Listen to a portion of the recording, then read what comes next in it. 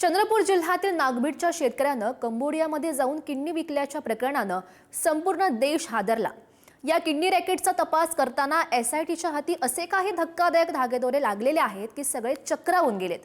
काय आहेत हे धक्कादायक असे गौप्यस्फोट, कोण आहे या किडनी रॅकेटचा मास्टरमाइंड आणि काय आहे या रॅकेटचं आंतरराष्ट्रीय कनेक्शन, पाहूयात हा स्पेशल रिपोर्ट।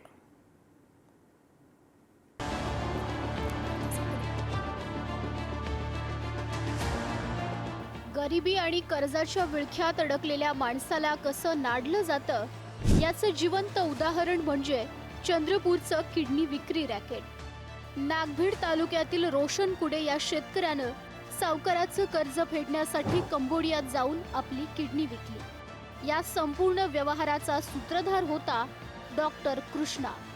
गेले अनेक दिवस पोलीस त्याच्या शोधात होते। सोलापूरचा रहिवासी असलेल्या रामकृष्ण मल्लेश सुंचू उर्फ डॉक्टर कृष्णाला पोलिसांनी अखेर जेरबंद केलं। मात्र त्याच्या चौकशीत धक्कादायक माहिती उघड झाली आहे। आरोपी रामकृष्ण हा डॉक्टर नाही तर बीटेक इंजिनियर आहे।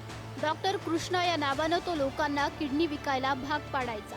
काही वर्षांपूर्वी व्यवसायात अपयश आल्यानं तो आर्थिक अडचणीत सापडला।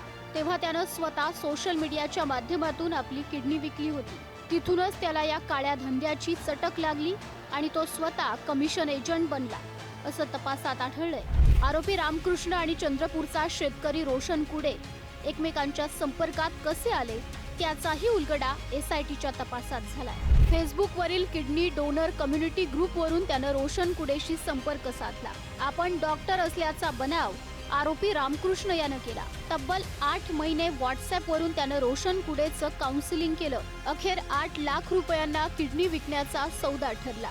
गरीब गरजूंना शोधून तो त्यांना किडनी विकायला भाग पाडायचा। एका डोनर मागे त्याला 1 लाख रुपयांचं कमिशन मिळायचं। देशभरातील 10 ते 12 लोकांना कंबोडियात नेऊन त्यानं त्यांच्या किडन्या काढल्या। कंबोडियातील एका मिलिटरी हॉस्पिटलमध्ये हा सगळा काळा बाजार चालायचा। कृष्णाच्या डिटेल्स आम्ही पूर्णपणे तपास केलेला आहे, टेक्निकल अनालिसिस केलेला आहे।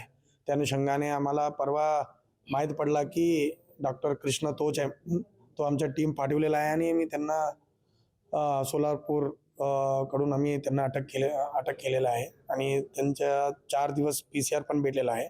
आज आम्ही त्यांना विचारपूस केल्यानंतर माहीत पडला की तो पण एक डोनर आहे, किडनी डोनर आहे। किडनी रॅकेटचा उलगडा झाल्यापासून आरोपी रामकृष्ण प्रचंड अस्वस्थ होता। मीडियामध्ये वारंवार डॉक्टर कृष्णा या नावाचा उल्लेख होत असल्यानं पोलीस आपल्यापर्यंत पोहोचतील या भीतीनं तो चक्क आत्महत्येच्या विचारात होता। मात्र त्याआधीच चंद्रपूर पोलिसांनी त्याला बेड्या ठोकल्या। एका शेतकऱ्याची हतबलता आणि सुशिक्षित तरुणाचं झटपट पैसा कमवण्याचं व्यसन, यातून हे आंतरराष्ट्रीय तस्करी रॅकेट फोफावलं।